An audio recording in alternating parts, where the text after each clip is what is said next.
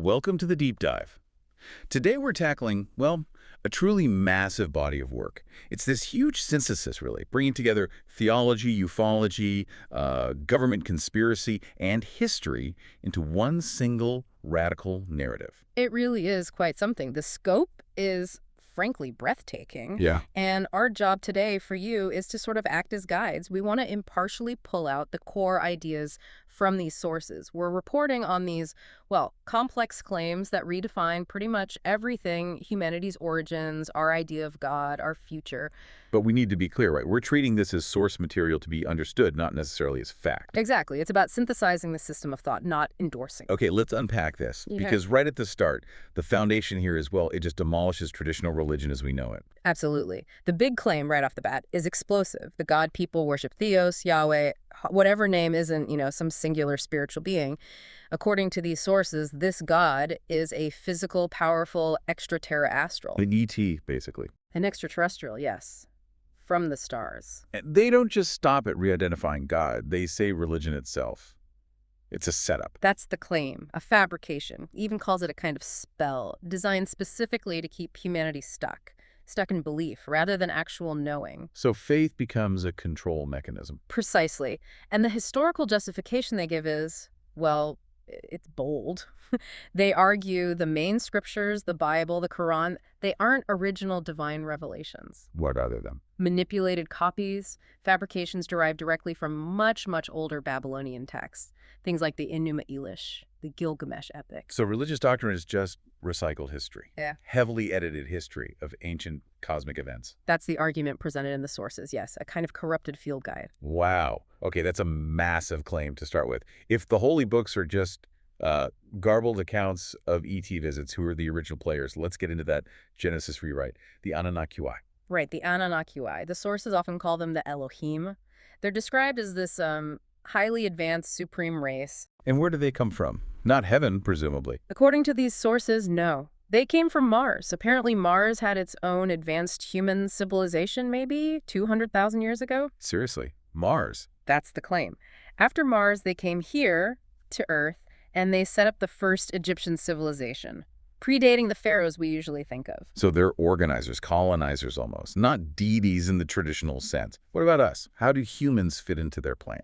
We're basically a hybrid race, according to this. The sources claim the Anunnaki performed genetic manipulation. They created Homo sapiens nephus, the Adamites, by mixing their own advanced DNA with the existing Homo erectus on Earth. Which the material calls the Hindu serpent people. Yes, that's the term used. So humanity in this sphere is a deliberate genetic project. Okay, if that's the case, then all those biblical miracles and encounters, they must be describing technology, right? Yeah. What are some examples? Oh, definitely. The reinterpretations are quite specific.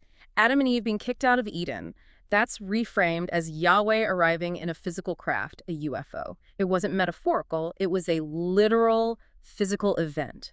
An eviction by spaceship. And it keeps going through the texts. Yes. Take Elijah's chariot of fire in the Book of Kings. The sources say unequivocally that was a UFO. Or maybe some kind of whirlwind technology. Not divine transport, but advanced tech. Exactly. And you see it again during the Exodus. The material claims the Israelites were guided by Yahweh's actual craft, the cloud by day and fire by night described in the texts. That's interpreted as the physical manifestation of the ship. So the takeaway here is that anything seemingly supernatural in history, these sources say it's physical, technological, and extraterrestrial. That's the core argument for this section, yes. That really sets the stage. So if the Anunnaki were the architects, there must be other players, right? A whole cosmic drama unfolding. Here's where it gets really interesting. The sources lay out this whole hierarchy of alien races, and they definitely don't all have our best interests at heart.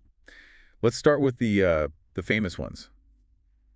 The reptilians, or Dracos. The reptilians, yes. Also called Dracos. They're supposedly from the 16th galaxy, the Draco constellation specifically. And the description is pretty vivid. Oh yeah. The sources are specific, tall, like 6 to 8 feet, scaly, dark green, and they make a direct link to theology. Let me guess. The serpent in the garden. Exactly. They're identified as the biblical serpent or the devil. And their agenda on Earth. It's presented as quite sinister. Hybridization. They're apparently trying to interbreed with humans to create reptilian humanoid species. Sounds like a slow invasion. Creepy. It does have that feel. Now, contrast that with the grays. The classic image of the alien. Right. But in this narrative, they're secondary. They're not the masterminds. The sources claim they were actually bred by the reptilians. Bred, like created. Yes. Though some are apparently used by the Anunnaki too, they're more like, well, foot soldiers, mercenaries in this whole cosmic struggle. Okay, but we need to pause here because the material makes a distinction, doesn't it? Okay. Not all grays are the same. That's absolutely crucial. A key distinction. There are two main types described. The grays with 5 fingers are supposedly the good ones, maybe benevolent or at least neutral. But the 6-fingered grays, Those are the bad ones. those are labeled the mercenaries, the aggressive ones, yeah. The bad ones. And there's a specific physical reason given for why they are the way they are related to their creation. Yes, the sources offer a reason. Physically, they're what you'd expect. 4 to 5 feet tall, gray skin, big heads, those large black eyes. But the claim is they were genetically engineered or altered in a way that removed them from the effects of the sun's radioactivity. Okay, and the consequence of that is they can't sustain themselves naturally anymore. They apparently rely completely on synthetic blood and plasma for food, for reproduction, everything. It makes them seem like, well, artificially weakened tools. It's a kind of internal logic, tying their biology to their role. Now, before we move on from the races, there's a benevolent group mentioned too, the Rizkians. Right, a necessary counterbalance in the story. The Rizkians, described as a benevolent Elohim race. Elohim, like the Anunnaki. Yes, that term is used for them too. They're said to be from the planet Risk in the 19th Tri-Star Galaxy. They look more humanoid, dark, reddish skin, 5 fingers. They represent a more positive force compared to the reptilians and the mercenary grays. Okay, so we have these different ET factions interacting with Earth. The next logical question is, does the government know? And the sources dive right into that, claiming a massive cover-up, starting with something called the Eisenhower Treaty. Yes, the sources claim that President Eisenhower, back in the 50s, made a deal, a secret pact with the Greys. A treaty with aliens? What kind of deal? It allegedly lasted about 40 years. The U.S. government supposedly traded certain rights. The implication is allowing the Greys certain access or activities, maybe abductions, in exchange for advanced technology. 40 years. That's a long time for a secret deal like that. What happened when it ended? And does this explain, stealth bombers and things like that? It's presented as the direct source, yes. The material links it straight to those famous 1947 crashes, Roswell and Socorro. Right, the cornerstones of UFO lore. But the sources claim different types of grays were recovered. Roswell supposedly involved the 3 or 4 fingered types. Socorro, near there, supposedly involved the 6-fingered mercenary grays. Wait, so potentially 2 different crashes involving 2 different factions of grays in the same year? That's the claim. And the technology recovered from these craft. The sources state it was immediately reverse engineered, successfully. That's where stealth tech comes from. According to this material, yes. Modern aircraft like the Northrop B-2, even experimental things like the Avrocar Flying Saucer Project or the Sikorsky Cypher drone. They're called flying saucers in the sources because they're supposedly direct copies of captured ET tech. A direct line from Roswell wreckage to the Air Force fleet. Wow.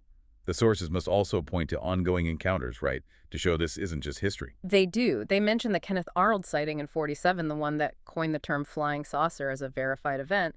But they also talk about actual military conflicts. Conflicts, like shooting. Yes. They claim Russian forces shot down a UFO over Siberia in 1987. And get this, the crew of the Russian craft that engaged it were supposedly frozen solid, neutralized by a burst of pure energy from the UFO as it went down. Frozen solid, that suggests some serious weaponry. And U.S. forces have had run-ins too. The sources mention incidents like Navy F-14 Tomcats intercepting a huge triangular UFO off Puerto Rico, things that have been documented, at least partially. So the narrative isn't just crashed ships and secret deals. It's an ongoing, sometimes violent interaction. Okay, this cosmology isn't just about the skies or secret government bases. It goes deeper, literally. Let's talk about the hollow Earth theory, which these sources fully embrace. Right. The claim is the Earth isn't a solid ball. It's a hollow sphere. And it has large openings at the north and south poles. Polar openings, leading where? To an interior world, complete with vast underground cities, cavern systems. Famous names like Shambhala and Agartha are used. And this inner world is supposedly inhabited. By whom? More aliens. By extraterrestrials, yes, but also by indigenous human tribes we don't know about on the surface, and even some surface groups who move there. Who are these inner Earth races described in the material? Three main groups are mentioned. The Flogolrods, they're linked to Nordic types, maybe descendants of ancient Hindus. The Diros, also described as Nordic, and then the Dunakiel, sometimes called the Duwanis. So the idea is that there's this whole hidden civilization or civilizations beneath our feet. Exactly. History isn't just happening up here. There's a whole other layer. Now, this next part about the Duwanis. This is one of those connections in the sources that is pretty startling. It links them directly to something on the surface. It is startling. The sources connect the Duwanis directly to the myths of leprechauns and dwarfs. Leprechauns? How? The claim is that the Duwanis interbred with surface humans at some point. And the result of this genetic mixing is asserted to be the condition we know as dwarfism. Hold on. They're claiming that dwarfism, a known human genetic condition, is actually the result of ancient interbreeding between surface humans and this specific inner Earth race. That's the specific claim made in the material, yes. It ties folklore, genetics, and this hidden geography all together into one single extraordinary explanation. That's the definition of synthesis right there. Okay, and sticking with genetic manipulation, there's a modern cryptid that gets tied into this whole cosmic agenda too. The chupacabras. The guilt sucker, yes. This modern mystery fits into the narrative. How does a creature reportedly attacking livestock in Puerto Rico and Texas fit with Enoshite and reptilians? The sources define the chupacabras as a predator. Yes, responsible for those weird animal mutilations, organs removed, blood drained. Physically, it's described as reptilian-like. Long limbs, spines down the back, powerful legs for jumping. Okay, but where did it come from?